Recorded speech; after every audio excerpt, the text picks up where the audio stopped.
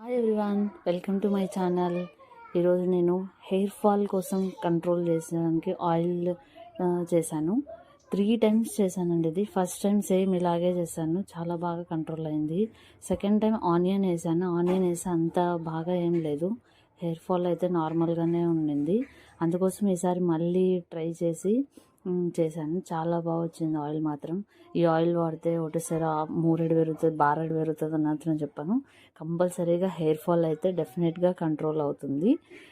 ఎందుకంటే నేను వాడాను కాబట్టే చెప్తున్నాను. ఒకసారి మీరు కూడా ట్రై చేయండి. బట్ దీనికోసం ఫ్రెష్ మందారం పూలు అయితే చాలా బాగుంటుంది. లేదంటే పిటల్స్ బాగా డ్రై అయ్యి పొడి పొడిగా ఉన్నా బాగుంటుంది, కానీ అలాగే పెట్టి ముచ్చిపోయి బూజు వచ్చినట్టు అయితే వద్దు. లాస్ట్ టైం నేను చేస్తుంటే ఏం బాగాలేదు ఆయిల్.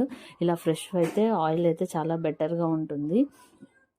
అన్నీ ఫస్ట్, ఎందుకంటే కొంచెం వాష్ చేసింటాం కాబట్టి ఆయిల్ వేడైనాక వేసి చిట్పట ఉంటుంది కాబట్టి నేను ఫస్ట్ ఆయిల్లో అన్నీ వేసేసి తీసుకుపోయి గ్యాస్ మీద పెట్టేశాను. సిమ్లో పెట్టాలి.